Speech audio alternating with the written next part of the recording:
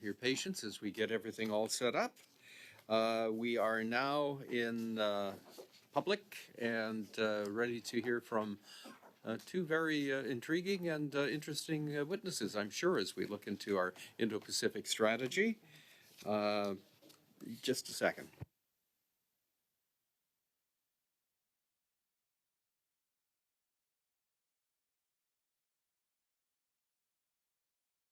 Yeah. It's all about Canada-China relations at the root. So I'd like to now welcome our two witnesses. Jennifer May is Ambassador of Canada to the People's Republic of China, and she's appearing by video conference at some probably incredibly beastly hour of the day, I would presume. I'm not sure, but maybe 12 hours away. Okay. Well, that's 8 a.m. Well, you've had your first coffee then, or whatever. It's good. All right. And David Morrison is the Deputy Minister of Foreign Affairs, and I understand, Mr. Morrison, you're going to begin with 5 minutes, and then we'll turn it over to Ambassador May for 5 minutes. So, Mr. Morrison, you can begin. Thank you. Thank you, Chair and members of the committee. Je vous remercie de me donner l'occasion. Thank you for this opportunity to provide an update on Canada-China relations. Today I will share some views about Canada-China relations, reflections on my recent visit to Beijing, and highlight important elements of our overall approach to China. I'll then, of course, be very pleased to take your questions. La Chine a changé énormément. China has changed enormously over the past 10 years, as has the rest of the world. China is both more assertive internationally and more authoritarian internally. It, quote, seeks to shape the international order into a more permissive environment in terms of the interests and values that they have that increasingly diverge from our own, unquote, as we noted in Canada's Indo-Pacific strategy. And that's why our Indo-Pacific strategy refers to an increasingly disruptive China in terms of its impact, which is global. That is why we need to remain pragmatic. China is a trading partner and a key player on a number of international issues. Its size and influence are such that we need to work together to find solutions, as our Indo-Pacific strategy recognizes. China remains important on a wide range of issues affecting Canada, from global problems such as climate change to bilateral trade issues. Simply, Mr. Chair, China matters whether in terms of climate change, development finance, the global economy, or as Canada's second largest bilateral trading partner. And responsible management of relations with China is crucial to ensuring Canadian security and prosperity in the years to come. Canada's Indo-Pacific strategy is clear that advancing Canada's interests requires meaningful engagement and active and frank diplomacy with China.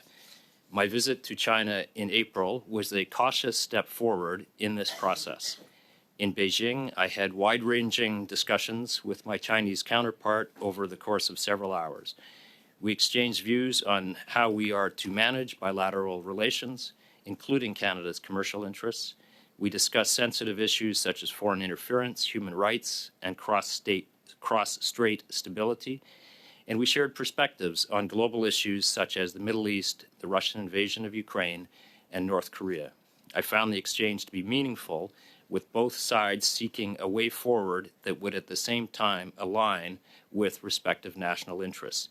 Not surprisingly, Canada and China have different worldviews. One of my goals was for the Chinese side to have a clearer understanding of Canadian priorities and perspectives. I believe that was achieved. Much work remains for us as we chart a path forward. I'm mindful of what Minister Joly has said about pragmatic diplomacy. It is during challenging times that such channels of communication become so important. Canada cannot ignore China, nor would that be in our interests. We need to talk to one another so that we can solve problems together.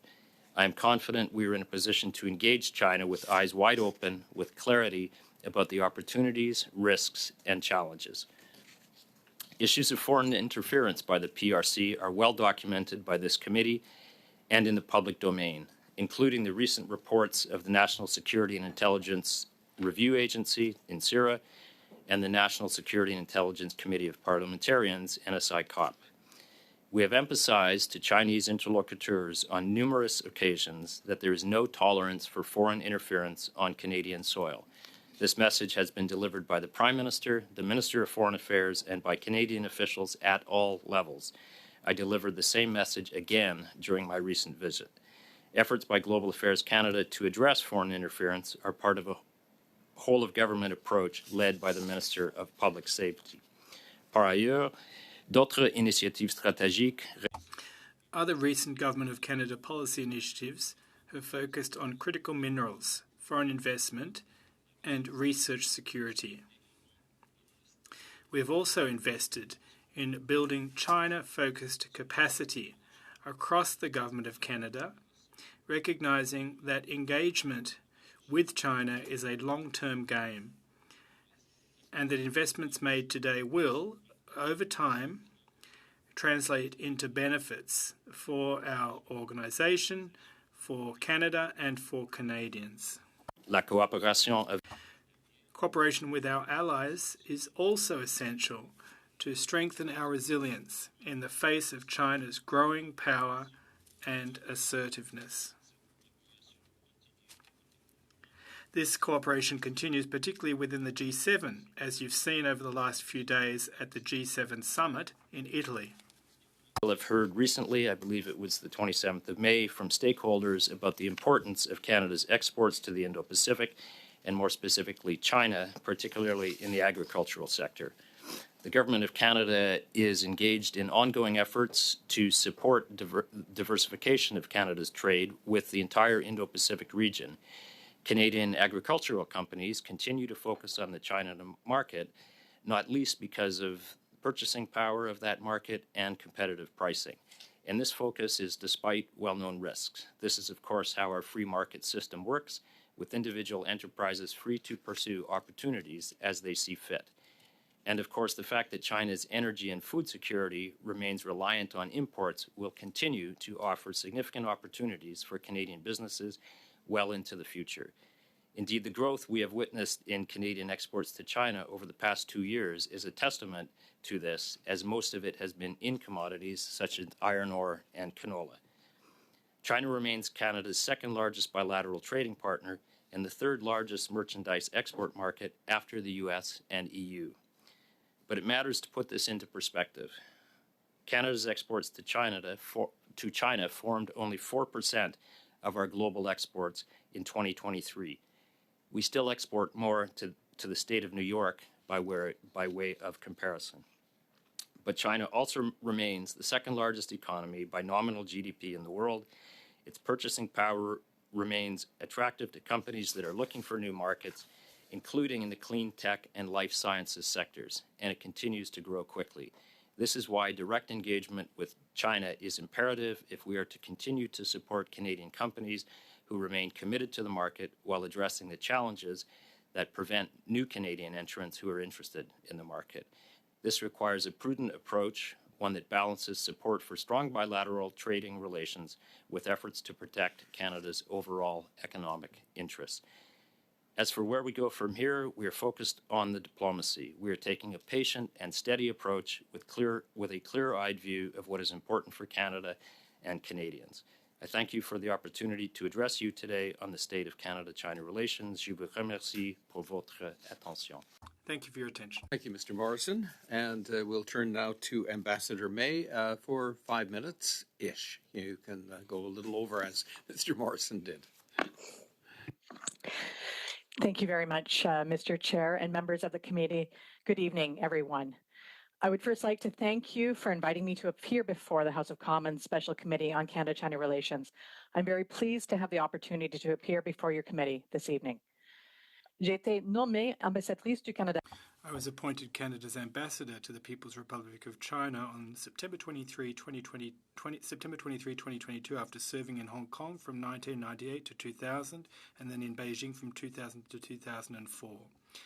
I've been here for nearly 2 years, and I've lived through the final stages of China's zero COVID policy, the gradual opening up and the resumption of regular activities. A clear mandate from Prime Minister Justin Trudeau and Minister of Foreign Affairs Mélenchon Gillet, namely strengthening our dialogue with China to support Canadian interests while defending and promoting our values at every step.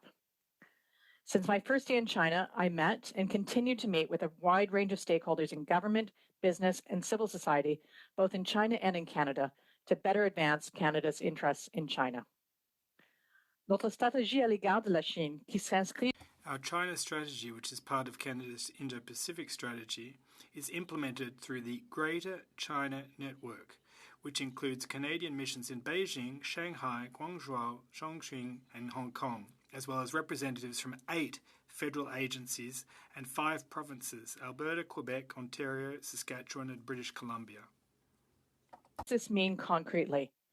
Mr. Chair, underpinned by our Indo-Pacific strategy, I have 5 priorities for my team in China that we continue to deliver on. First and foremost is to ensure the safety and security of Canadians and our missions. Our consular team is committed to assisting Canadians as well as their families in China, including with advocacy efforts to ensure Canadians detained in China receive fair and equal treatment under local laws. Cela signifie un engagement auprès des représentants chinois. This means engagement with Chinese officials, and I'm pleased to announce that we re-establish our consular dialogue this spring. Sustained engagement on consular issues with Chinese officials is essential to support Canadians on the ground in China. Priority is to promote democratic norms and effective multilateralism, including human rights, media freedom, and respect for international law. In all of my interactions with the Chinese Ministry of Foreign Affairs and other interlocutors, global and sensitive issues such as the war in Ukraine, the Middle East, cross-strait relations, and foreign interference are always at the top of my agenda. Monsieur le Président, j'aborde également de manière régulière les... Mr. Chairperson, I also regularly raise human rights issues with Chinese representatives. It's an important part of my job, and our team works actively and daily to inform the Chinese public about Canadian values.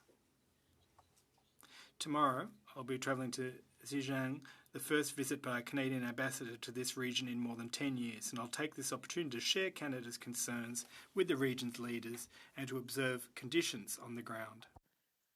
The third priority is to promote Canadian trade and economic interests, including by advocating for the resolution of market access barriers.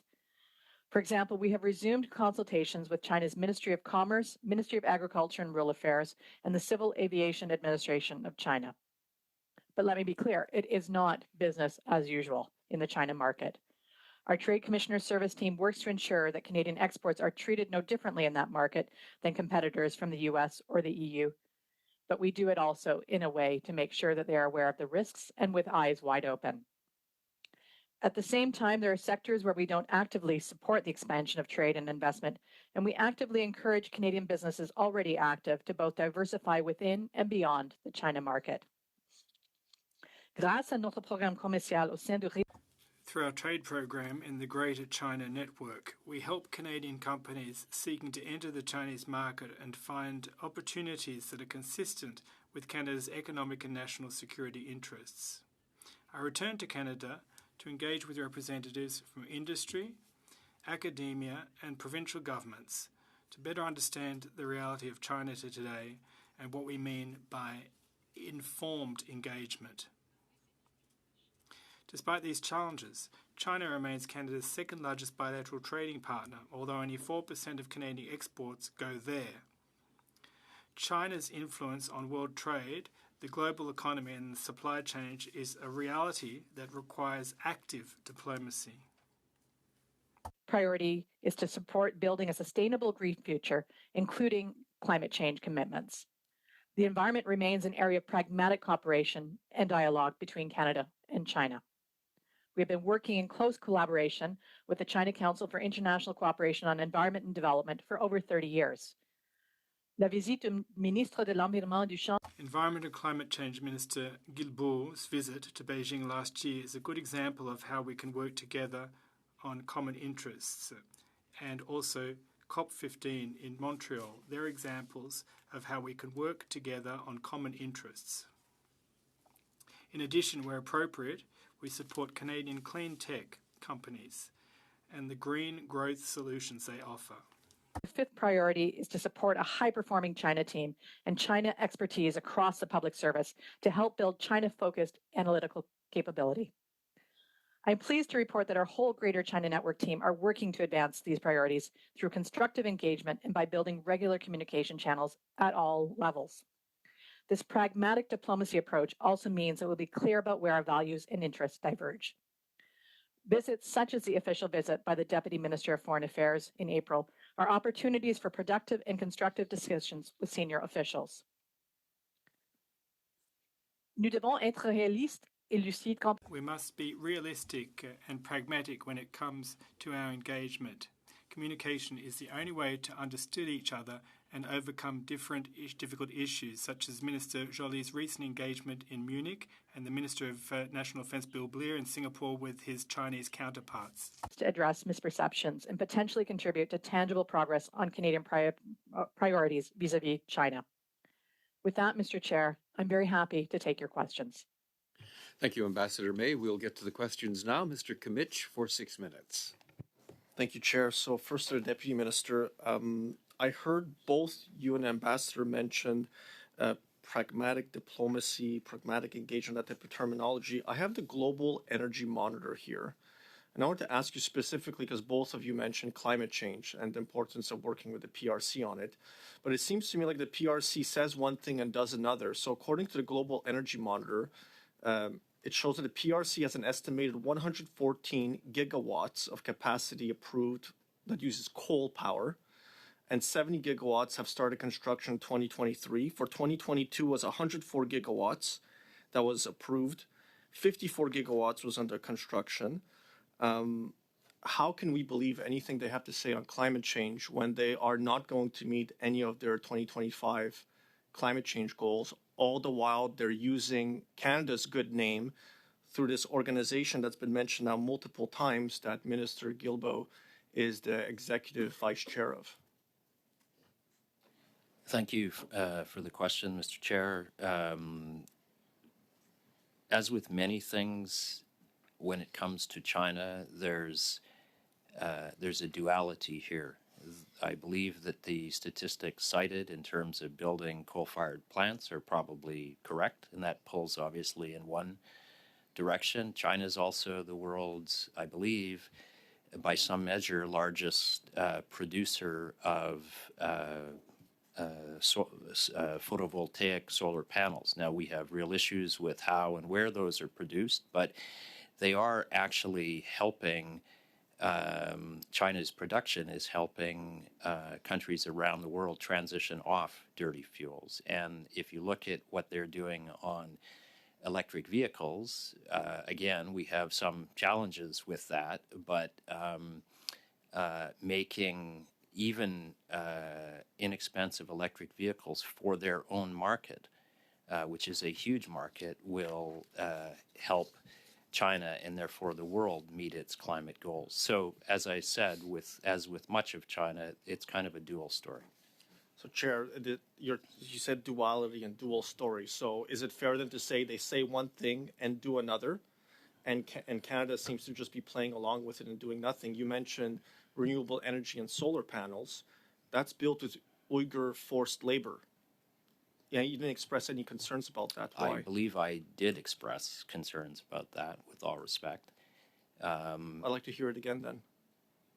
Canada has been concerned for a very long time about the use of forced labor in Xinjiang and elsewhere, and it makes its concerns known. I believe we all just heard from Ambassador May that she's going to Xinjiang later today. So we are engaged in efforts to ensure transparency in supply chains, including for photovoltaic panels. So, Mr. Morrison, I was going to ask you then, when you met with the PRC Vice Foreign Minister in April 2024, did you raise the specific issue with them, and did you raise that they're going to miss all of their climate change goals because they're massive production and construction and operationalizing these coal power plants? We discussed a range of issues, including climate change and including human rights in Hong Kong, Tibet, Xinjiang, and elsewhere. And you did raise the issue of the coal power plants, the mass production, the hundreds of gigawatts of power they're putting on, and the production. I am not going to get into the details of everything I raised. I just gave you the sort of wave tops of the kinds of issues that we discussed, and those included climate change. Is it fair then to say, based on this and the testimony you've given so far, that the executive vice chairmanship by the Environment Minister of Canada on the executive committee of the China Council for International Cooperation on Environment and Development then is simply a fig leaf being used by the Communist Party to hide the fact, this duality, to hide the fact that they're not going to meet any of their climate change goals and we're simply playing along with it? Mr. Chair, I would simply submit that the committee that Minister Guilbeault is the vice chair of has been around for many, many years. It has allowed Canada and other countries to engage China in all manner of discussions about the environment, including climate change and biodiversity. And most countries that are members of the committee continue to find it a very useful forum. Chair, I have a question for the ambassador because she mentioned consular affairs, and I would be remiss if I did not mention the case of Hussein Chalil, who is now in his 19th year of imprisonment in the PRC. I'd like to hear from the ambassador on this Canadian who's, I say, unlawfully detained by the PRC, illegally detained. Has she raised a case with her counterparts? Has she raised this issue? And could she give us an update on Hussein Chalil's case?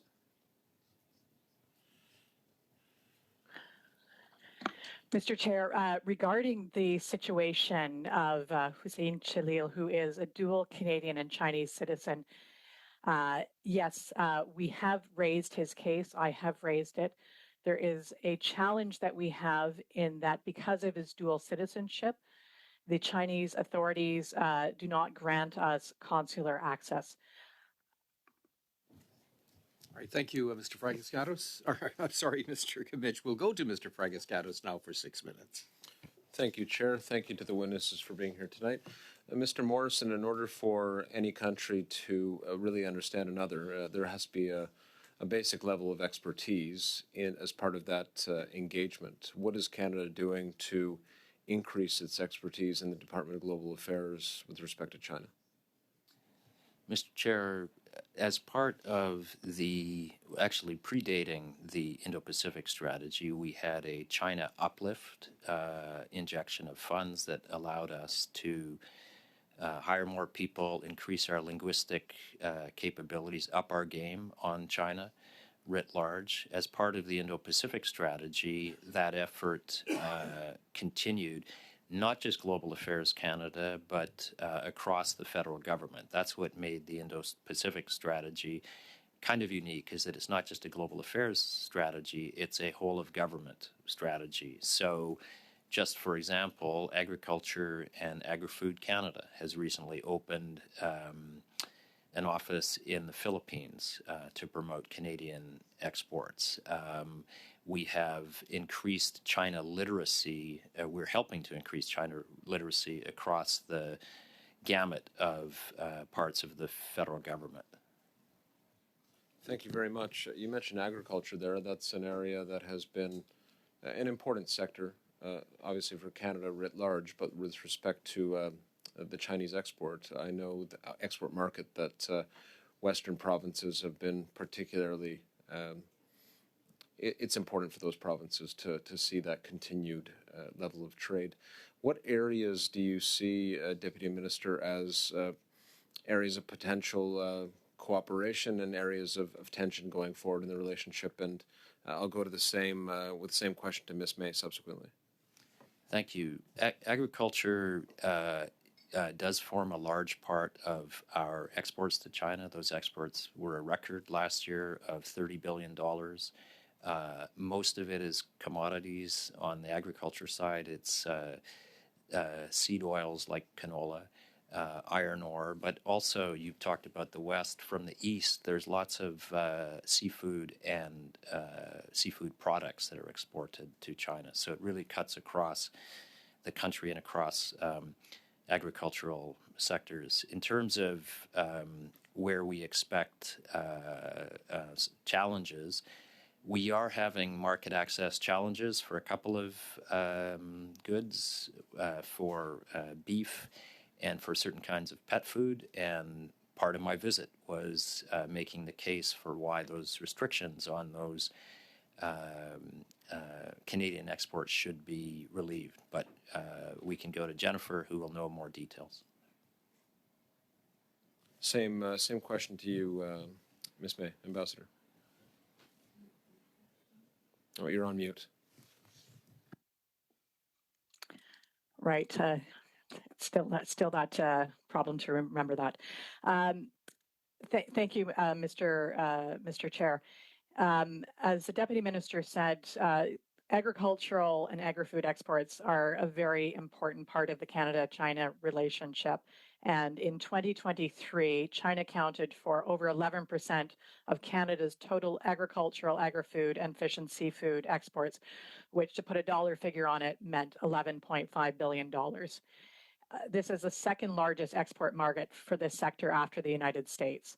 As the Deputy Minister has mentioned, these are quite wide-ranging as well, including grains, oil seeds, pulses, for example, canola seed, soybeans, wheat, barley, dried peas, as well as fish and seafood and pork products. Now, some of these sectors, the weight for it in terms of their own market is very high for China. That is particularly important, for example, for wheat, canola, soy, barley, dried peas, ginseng, and some fish and seafood products, as well as some pork products, where the China market is very heavily important for them. And before we had the restrictions on pet food products containing pork imposed on us in 2021, China was Canada's second largest market for pet food products. Thank you very much. I did want to look at tensions or areas that you anticipate whether it be further tensions, and I know you've raised the issue of human rights. Can you share more with us, Ambassador, on the place of human rights and the engagement that you've had with your counterpart or counterparts? Human rights is front and foremost, Mr. Chair, in our engagements with China. This is an area that where we are very clear about our values and about the importance that Canadians attach to human rights. And it is an area that we raise both bilaterally here in China. We raise it in multilateral organizations and fora, such as at the UN in Geneva or in New York. We raise it through platforms such as the G7 and the recent statement by leaders. It really is very much a fundamental part of the conversation and the dialogue with China. Thank you, Mr. Fragasiatis. That's your time. We'll go now to Mr. Bergeron for 6 minutes. Merci, Monsieur le Président. Thank you, Mr. Chairperson. I'd like to thank our witnesses for being here with us today. Your Excellency, in an article published in La Presse on the 6th of February, which discussed the difficulties that you had getting meetings with senior leaders of the Chinese government in Beijing, to the extent that Mr. Morrison remarked it to the previous ambassador to Canada. So what are your thoughts about the difficulties you've encountered at the start of your term in office, and how do you see the lay of the land nowadays? Merci beaucoup, Monsieur le Président.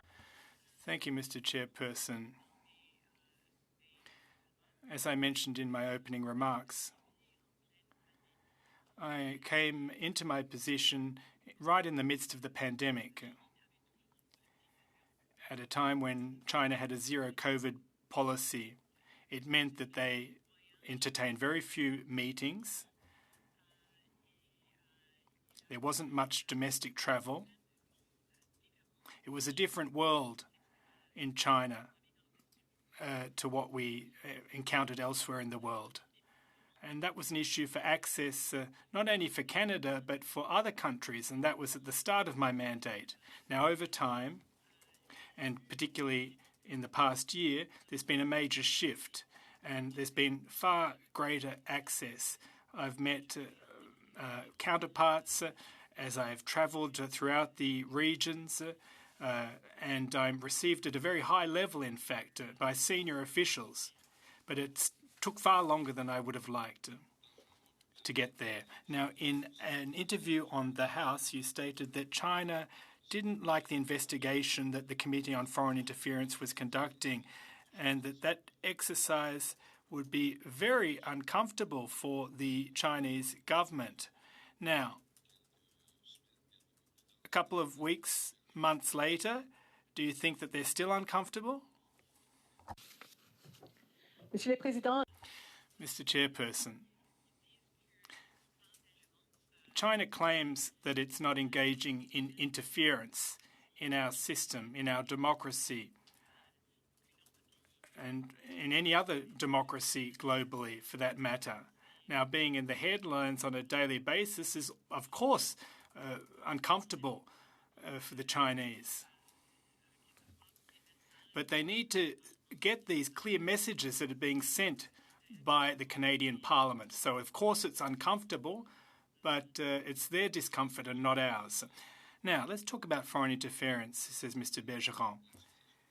The Interparliamentary Association Canada-China, 5 members from the 24th to 29th of March 2024 went to China and attended the 24th bilateral meeting of members of the Convention for the Peoples of China. The delegation was directed by the Honourable Paul Massicot, Senator, of course, and the member for Don Valley North, the member MP Han Dong,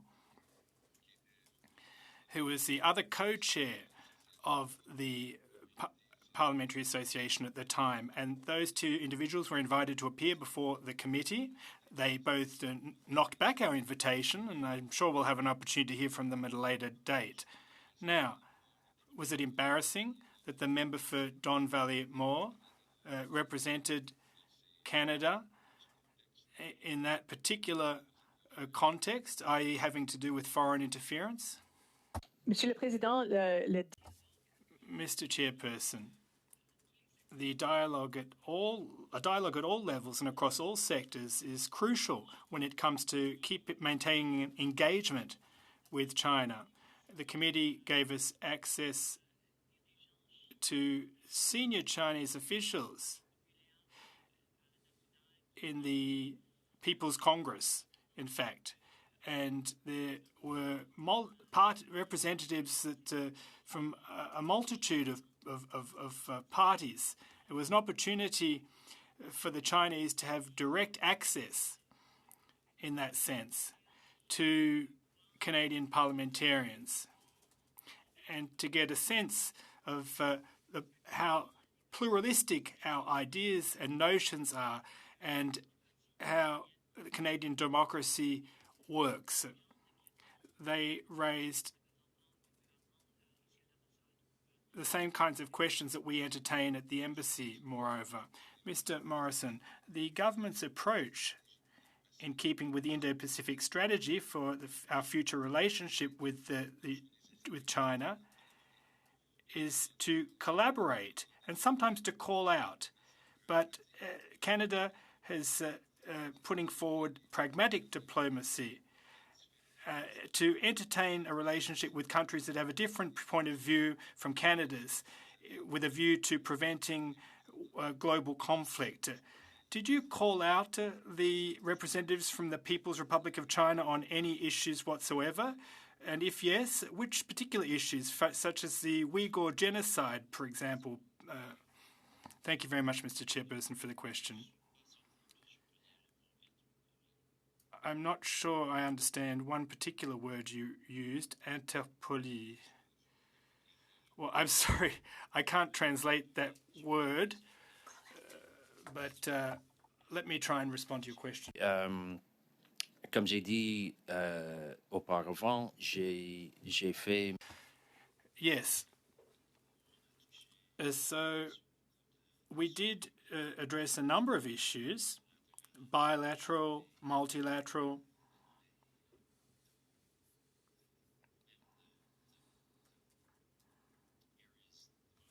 Including human rights, Xinjiang, situation in Hong Kong, and Tibet.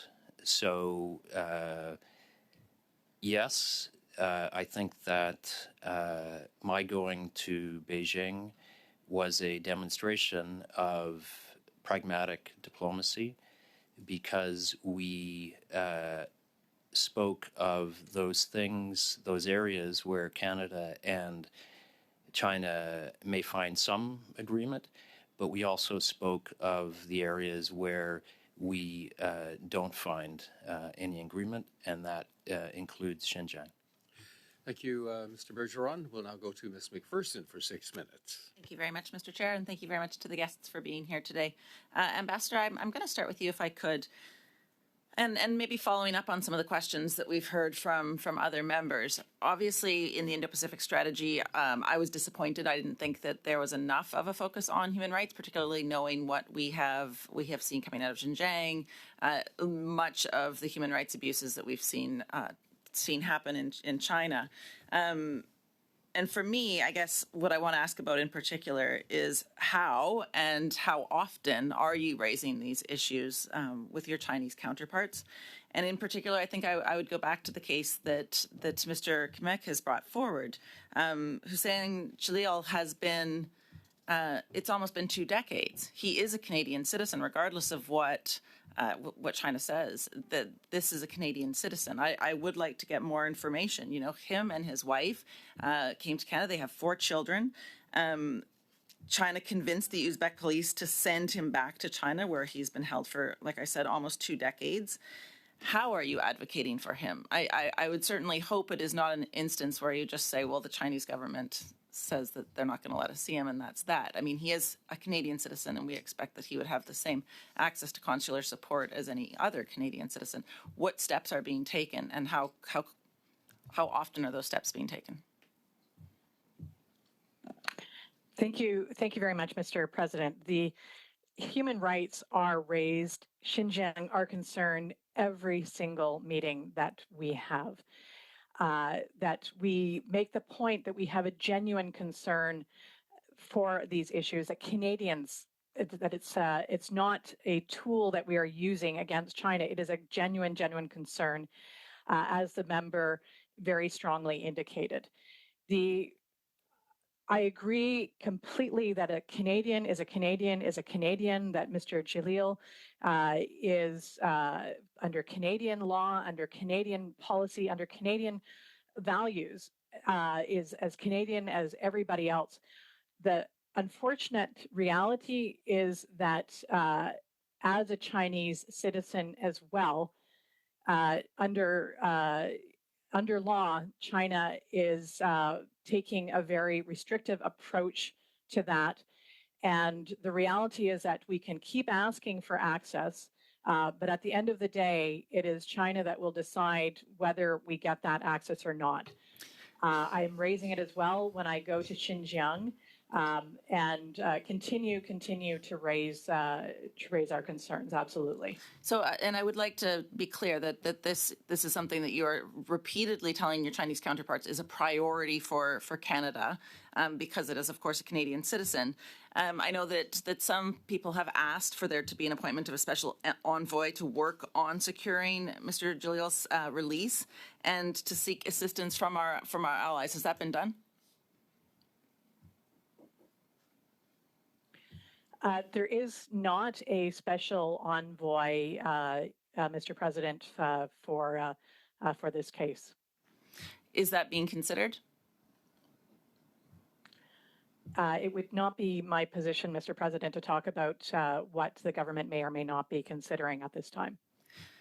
I do want to just express that it does appear that there is concern being shown without particular steps being taken to to do whatever can be done to protect Mr. Jalil. I have some other questions for you. One of the things that you had talked about in your testimony, you talked about the 5 points, and I know you talked about making sure that we are dealing with human rights, we are dealing with forced labor. I know we talked about solar panels with, to be fair, a quite light drive-by on how solar panels are made. Mr. Morrison, I would say it was not expressed. I think we heard that from other members. It was not expressed terribly strongly.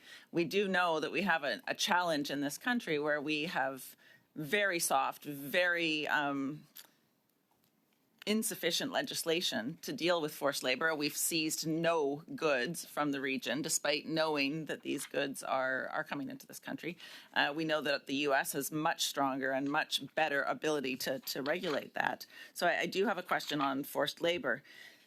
There was an important story that came out from Alexander Pancetta in CBC a few weeks ago about forced labor and Canada's failure to stop shipments of goods made with forced labor. A U.S. law passed 2 years ago created a list of products made in forced re-education camps in China's Xinjiang region. The U.S. has surged in its enforcement and detaining of goods, and the system in the U.S. is having a real impact. However, in Canada, we are not doing that. CBSA is not detaining deliveries the way it should, and the U.S. senator is worried that shipments blocked in, for example, Oregon, are being rerouted to Canadian ports. Here in Ottawa, we are still waiting for promised legislation from the Minister of Labour that should, we hope, limit goods from Xinjiang and China made with forced labor. So my question is this: how, when, and how often are you raising concerns about the Uyghur genocide, forced labor in Xinjiang, and the impacts on trade with Canada? And when are you when you're conversing with your Chinese counterparts? And when can we expect there to be sufficient legislation to deal with this issue? And I'll start with you, Mr. Morrison, please. Thank you, Mr. Chair. The question on when the legislation will be in and operating in the way that I believe the government intends is a question better addressed to the government. I don't know. Unfortunately, it's difficult to get them to come to committee, but thank you. And that is, of course, a ESDC lead and the Minister of Labor lead. In terms of the possibility of transshipment, that is something that we watch very closely because the U.S. watches it very closely. So we have no interest in allowing Canada to be used as a way of transshipping solar panels into the United States. That would be bad for reasons of our commitment to supply chains, and it would be bad for our relationship with the United States. And yet that's what they do believe is happening. You Thank are well out of time. We will now go to Mr. Kimmich again for 5 minutes. Thank you, Chair. Just so you know, I'll be passing some of my time to Mr. Seaback. So I have 5 minutes. Thank you, sir. Back to Mr. Morrison. So Canada helped to establish the China Council in 1992. And we've been one of the lead international donors to the China Council since its inception. And I was looking at the MOU on my phone here, and it says Environment and Climate Change Canada contributed about $8 million in Phase 4. And I've quoted back to you the 114 gigawatts of coal power being put online in 2023, 104 gigawatts of power in 2022, coal power again. And the Global Energy Monitor says because of those, the PRC will not be able to meet any of its 2025 climate change goals. You've kept talking about duality and kept talking about these two sides that we can, and quote, solve problems together. But wouldn't it be fair then to say, and for Canada then to admit, that the PRC is using this council, the environment minister's continued presence on the council as a form of greenwashing of the PRC's environmental record? Mr. Chair, as I've said in the past, the China Council goes back some decades, as has just been pointed out, I think 1992. I think governments of all stripes have found it a useful forum in which to engage with China on all manner of environmental issues, be it climate change, biodiversity, and the full gamut of international issues. So there's always the danger of kind of greenwashing, but I believe the China Council has proven its worth over the past several decades. Chair, how much time do I have? 3 minutes. I'll pass it over to Mr. Seaback. Thank you very much. Thank you very much. I want to go back to the Uyghur forced labor issue with you, Mr. Morrison. So under Article 23.6 of CUSMA, it says the parties will prohibit the importation of goods into its territory produced in whole or in part by forced labor. So we have an obligation. It says shall. It's mandatory. Shall prohibit. The next section says the parties shall establish cooperation for the identification and movement of goods produced by forced labor. So the United States has an entities list. It's published, it's available, I can pull it up right now, that says these companies you cannot accept goods into the United States from these companies. They've seized $5 billion worth of goods last time I checked. Canada, under this government, has seized nothing, zero. So why are we not just using or taking something from the entities list, sharing, establishing cooperation like we're required to under CUSMA? That'd be a simple solution to this. Mr. Chair, I think those questions would be better put to my colleague, or our colleagues from the international trade side of things or from the labor side of things.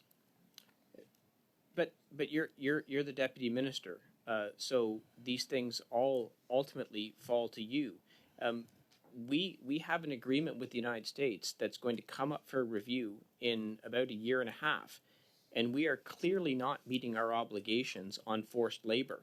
This is, you talk about dual purpose. There's a dual purpose of this Liberal government. They talk about doing something on forced labor, but the deliverables are absolutely zero in comparison to our United States counterparts. The department could easily adopt an entities list, share the information that's available, which actually our trade agreement with the United States says we should. So you're the deputy minister. Why would we not be doing this? What's the great fear of actually doing something to stop the importation of goods? Canada's being called a dumping ground of goods made with forced labor. Why is there no action? With respect, Mr. Chair, I'm the Deputy Minister of Foreign Affairs, not the Deputy Minister of Trade or the Deputy Minister of Labor, and both of those people are more competent than I am to answer the question. So you don't have any understanding at all of why this is not moving forward, why there have been no goods seized? My understanding is that this is under active review, that CBSA will play a role in the seizures, and that when the regime is up and running, it will fulfill our CUSMA commitments. Thank you, Mr. Seaback. We are now out of time for you. We will now go to Ms. Yip for 5 minutes. Okay, thank you, Chair, and thank you, Ambassador May, for coming up so early, and Deputy Minister Morrison for coming on the opposite side so late. And I do appreciate the Chinese characters on your backdrop. It's quite nice to see. Some of my constituents are saddened by the state of the Canada-China relations. They will come up to me and ask, please, everyone have better relations. We want everyone to get along. How would you address that? So I'm going to ask both of you that question.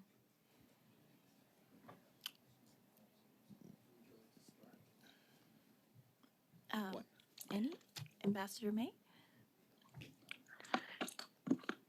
Mr. President, I think there is very much a desire to make as much out of this relationship at this moment in time as we possibly can. And I believe that is the underpinning of Minister Jolie's approach towards pragmatic diplomacy.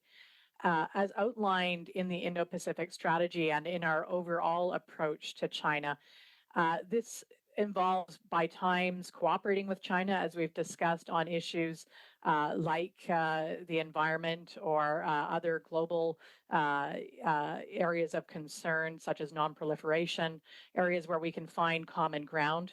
It also means challenging China on areas such as human rights. It means also competing with China, in particular in the economic sphere. It really means having a fully comprehensive, wide approach and encouraging people-to-people relations to have as much of that basis of common understanding and cooperation as we possibly can. Mr. Morrison?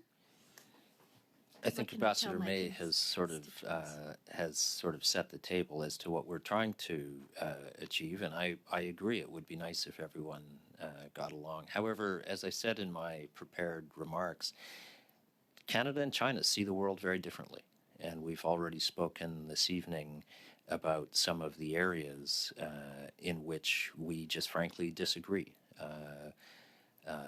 on forced labor, on the shrinking of democratic space in Hong Kong, on some of China's approach to international issues. And so,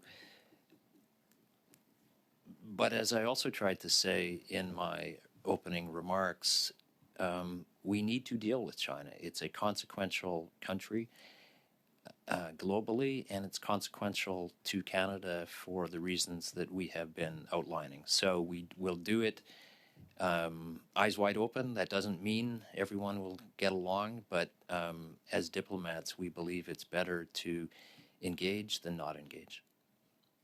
Do you feel that the Canadian government's pragmatic diplomacy towards China has been effective?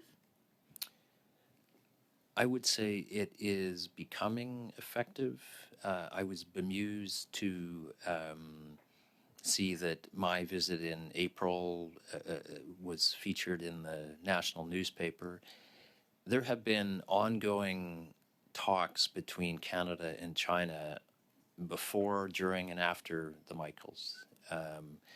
Minister Guilbeault went last fall, as we know. Minister Joly spoke with her counterpart for 2 hours in January, saw him in Munich in February. She has spoken in person or on the phone with her counterpart 5 times since 2022.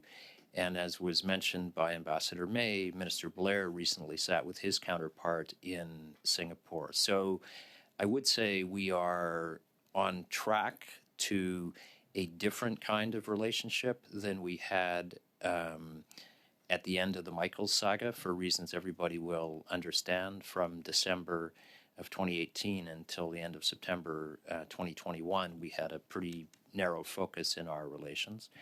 And it's taken some time to put things back together after that. Ambassador May, there's been significant news coverage of Hong Kong's national security law, Article 23, and you were previously posted in Hong Kong. How have things changed, and what can the Canadian government do to address these issues? Mr. Chair, there has been very significant change in China, and the introduction, as the member noted, in 2020 of the national security law for Hong Kong, and recently the Article 23 legislation, really brings to the fore those significant changes. This is an area of great concern, and we are raising these concerns both with authorities in Beijing and also with authorities in Hong Kong. We really are very, very concerned and doing what we can in order to try to make sure that there's prominence and understanding that these are significant concerns for the government of Canada and the people of Canada, that there is a very significant stake that Canada has in Hong Kong over decades in terms of the large number of Canadians of Hong Kong origin, a large number of residents of Hong Kong who are Canadian citizens. This is a very, very significant relationship, and this legislation directly impacts Canadians, and we're very concerned. Thank you, Ambassador May, and thank you, Ms. Yip. We'll now go to Mr. Bergeron for 2.5 minutes. Merci, Monsieur le Président. Thank you, Mr. Chairperson. Call out, or interpeller, is to call out, according to Google Translate. And it was very interesting to hear from our Conservative colleagues stating that China didn't meet its objectives when it comes to climate change, given that Canada doesn't look like it's close to doing so either. Now, in this committee's report on the situation in Taiwan, the committee recommended, and I quote, that the government of Canada state that it is unwaveringly committed to a future for Taiwan that would be determined only by the people of Taiwan. The response from Global Affairs Canada was not in agreement with that recommendation, and simply that they took it under advisement. And in the Indo-Pacific strategy, it states that the US will continue to work with Taiwan to ensure that their future is in line with Taiwanese people's wishes. Why is Canada so reluctant, acknowledging that Taiwan's future should be determined by the will of the Taiwanese people? Merci, Monsieur le Président. Thank you, Mr. Chairperson. That's a really important question you've just posed. As the committee knows full well, Canada has followed a one China policy since 1970. Well, the same applies to the US, I should say in passing, says Mr. Bergeron. In our opinion, in the opinion of the Government of Canada, the one China policy Interests very well for all of those years since 1970.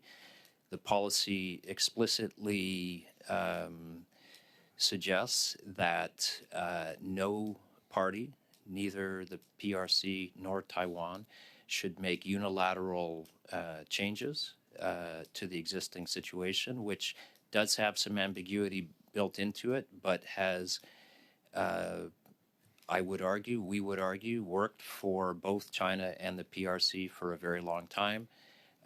If you look at progress that both entities have made since 1970, we believe in a maintenance of the status quo, which is to say that we will not deviate from our one China policy, but we are not in favor of unilateral actions by either side. Thank you, Mr. Bergeron. Ms. McPherson, 2.5 minutes. Thank you very much, Mr. Chair, and thank you again to our witnesses for being here today.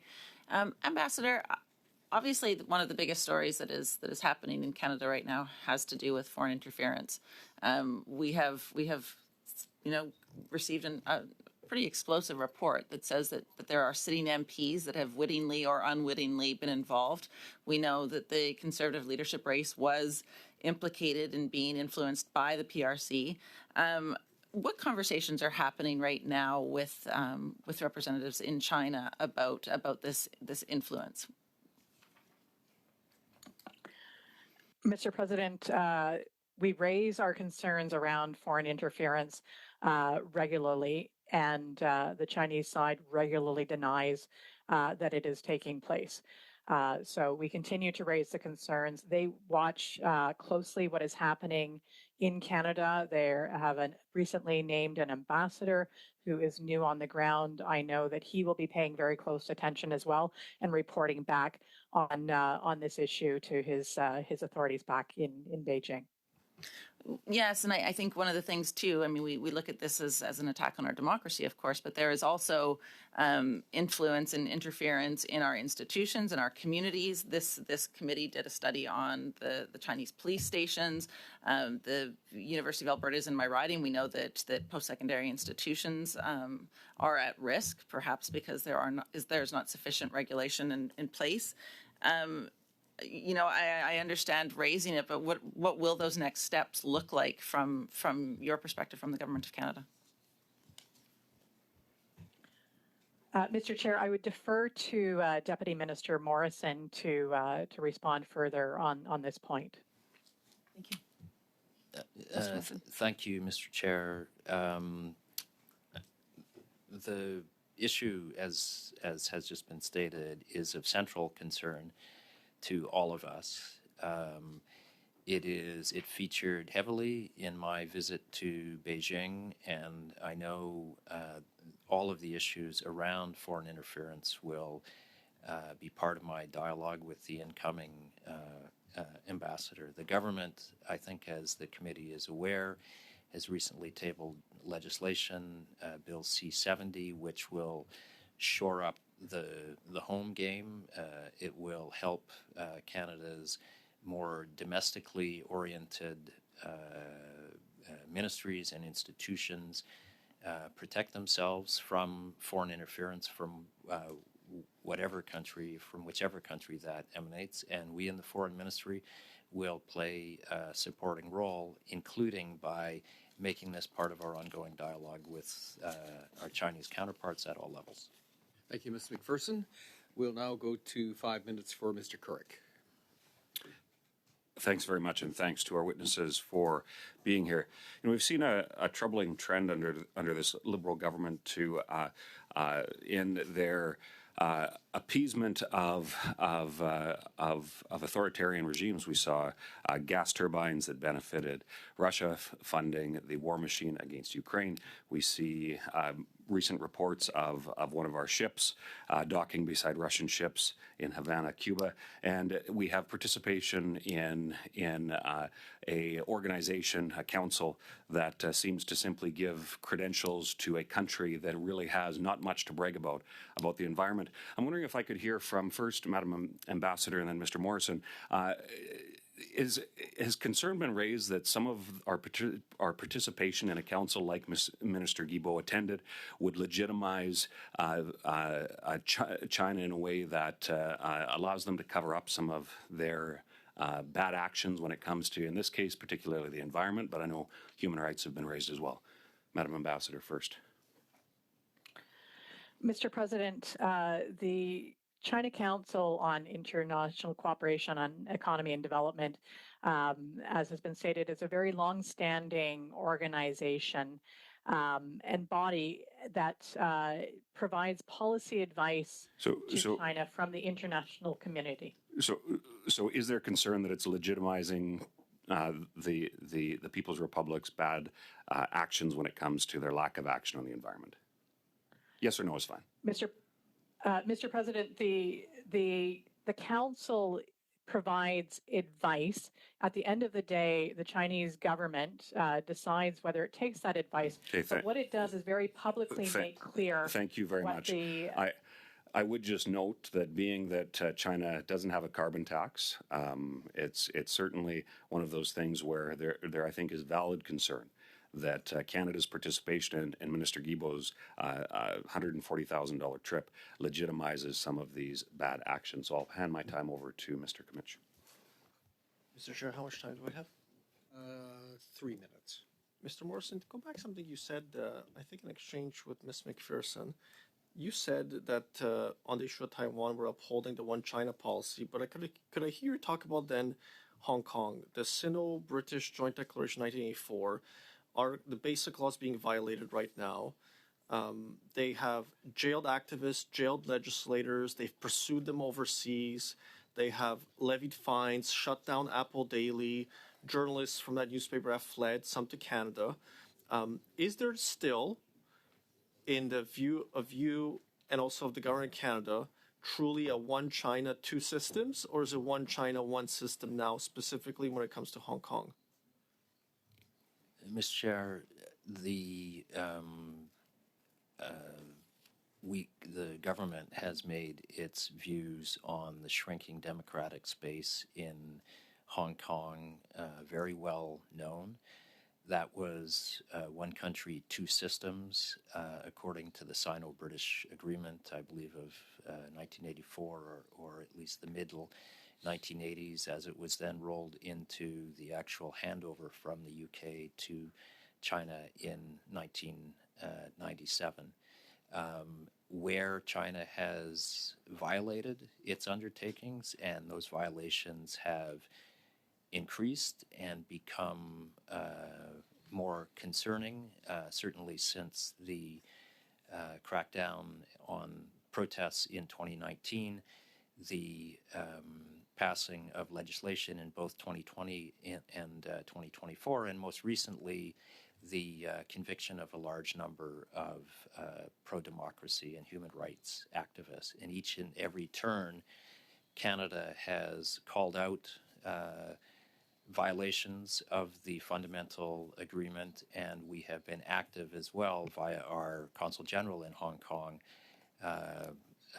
with the Chinese authorities. Sorry, Mr. Morrison. So is it still the policy of the government of Canada that there are indeed one China, two systems, or is that gone in the view of the government? I noticed on your website it says the extradition treaty has been suspended. Yes, you've raised the issue, but Foreign Affairs, CAC, does it still believe that there is one China, two systems, specifically in the case of Hong Kong, or is that not the case anymore? I believe that is a question best put to the political level, who would make a pronouncement on such issues. What I have said is, what would be your advice to the minister? My advice to the minister is not something that I share with this committee, with all respect. And with that, we'll say, nice try, Mr. Kimmich. We'll go to Mr. Oliphant now for 5 minutes. Thank you, Deputy and Ambassador, for being here. You're both consummate public servants. And I, for one, Deputy, am very glad you're not Deputy Minister of Labour or Trade, and I'm very glad you're Deputy Minister for Foreign Affairs. It's very clear in the Indo-Pacific policy that we refer to China as an increasingly disruptive global power. And you have used the expression eyes wide open. You've looked at I'd like to poke for a few minutes, get to pick your brain a little bit about defensive and offensive. So we have coercive diplomacy, we've had arbitrary detention, we have foreign interference. We also have huge opportunities that could cost Canadians opportunities if we don't address how we engage with them. How do you balance the defensive with the disruptive power and the offensive, and well, it includes also very offensive with the human rights agenda we carry, but also the opportunities that we have? Thank you, Mr. Chair. Conducting diplomacy is like conducting any kind of relationship. You have to be able to walk and chew gum at the same time. So with our closest allies, we also have challenges, and we have to go on the offense, and in some cases we have to play defense. That is much more the case with China than it used to be. That we have, as everyone knows, there has been a divergence in how China has developed vis-a-vis how many commentators thought it would develop as it adopted many market-based policies. And in the recent decade, as I tried to say, it has been increasingly divergent from the path that many of us hoped it would be on. So yes, we do have to play offense when the framework that we tend to use is the one that Ambassador May already outlined, and the EU uses it, and the Americans use it to a certain extent. Think in terms of 3 C's. We compete where we can. Think of that in terms of the G7, trying to compete with China on an infrastructure offering for the developing world. We challenge where we need to. Think of that as human rights and the other areas where we have fundamental disagreements with China. And we cooperate where we can. And that's across the range of bilateral, multilateral, and geopolitical issues. Thank you. I often add coexist. Coexist, sure. There's just times where you can. Ambassador May, I took a lot of heat at this committee for many months as we waited for your appointment. It was worth the wait. I often said, both in the House and here, we're waiting for the right person at the right time. So thank you for your work in Beijing and elsewhere in China. When you raise the issue of human rights, What kind of response do you get? Do they consider that foreign interference? Do they deny it exists? Or do they want to engage in any conversation at all? Mr. President, I appreciate very much the members' vote of confidence in my role here. And when we raise the issues, the members' points are in fact all true. In some cases, they deny that it's happening. They believe and express to us that we are simply using this as a political tool in order to try to diminish China's stature. It is an area where they also claim that raising these issues, that yes, they consider this to be foreign